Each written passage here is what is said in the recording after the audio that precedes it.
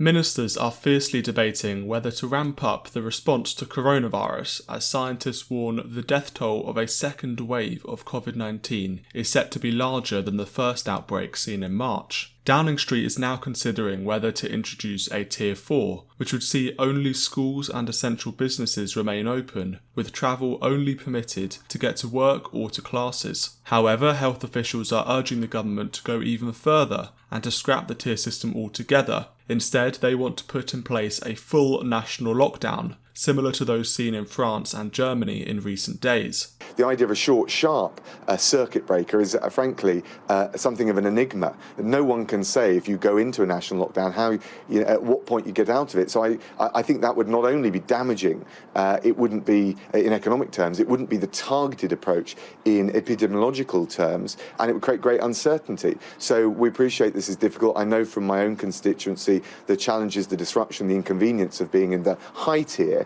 but it's better to take a targeted approach than have the blunt tool of nationwide restrictions at the very highest possible level, which I think a lot of people in those areas where the virus hasn't taken hold would think was unfair as well as ineffective. The news comes as several regions in England are placed on higher alert levels, meaning the virus is spreading too quickly for those areas to cope.